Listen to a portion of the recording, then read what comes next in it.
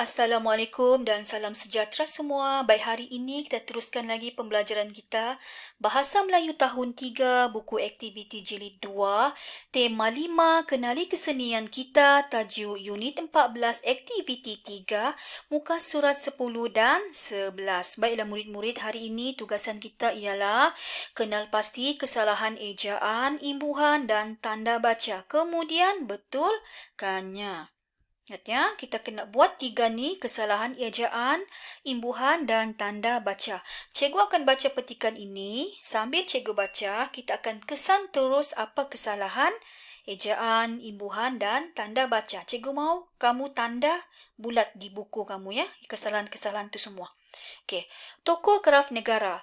Adik guru kraf logam dan tokoh kraf negara, nama Allahyarham Tuan Haji Abdul Manan bin Haji Yaakob. Bidang seni kraf logam, lantikan pertama Adik Guru tahun 2008, tahun lantikan tokoh kraf negara tahun 2011. Latar belakang pelibatan. Allahyarham Tuan Haji Abdul Manan bin Haji Yaakob seorang tukang perak. Beliau mula terdedah kepada kerja-kerja pertukangan perak seawal 7 tahun. Sejak kecil, beliau sering memerhatikan hasil kerja pertukangan bapaknya. Allahyarham Haji Yaakob bin Muhammad pada usia 14 tahun, Allahyarham mula gigih mendalami kemahiran pertukangan perak daripada bapaknya. Baik, perenggan pertama ni lebih kepada kesalahan ejaan. Kita tengok perenggan kedua. Allahyarham Tuan Haji Abdul Manan sering menggunakan reka corak yang berunsurkan flora. Beliau mengubah corak kehendak pelanggan reka corak dengan motif-motif seperti pucuk rebung, daun asam jawa dan tapak lembing menjadi pilihan. Karya yang dihasilkan beliau sering dijadikan hiasan dan cenderamata oleh pelbagai pihak. Okay. Sini ada 2 kesalahan, ada 5 kesalahan. Okay, perenggan kedua ni lebih kepada tanda baca.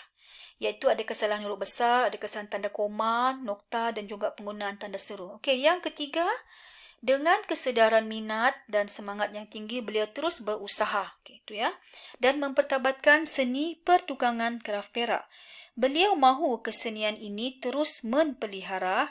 Oleh itu, di terpanjang hayatnya, beliau bercita-cita mahu melihat generasi muda masyarakat Melayu mewarisi pertukangan kraf perak ini.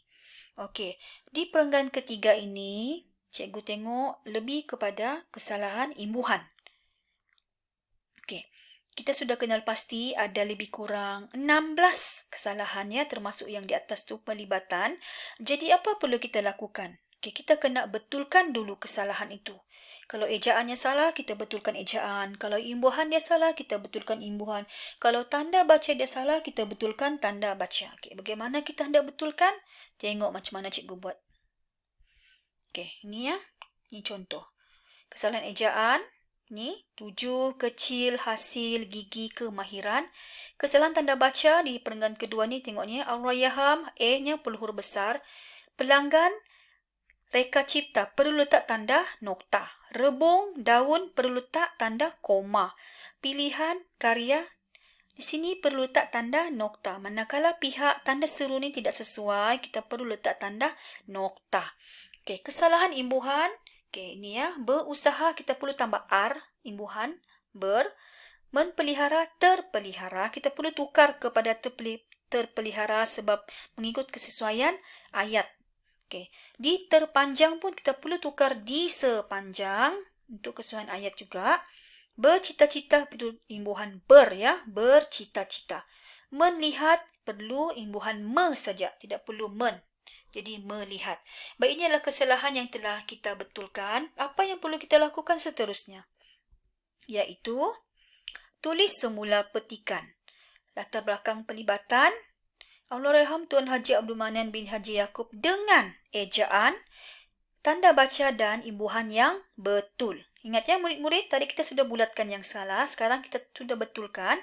Sekarang ni pula kita cikgu mahu kamu tulis semula petikan ini dengan ejaan, tanda baca dan imbuhan yang telah kita betulkan.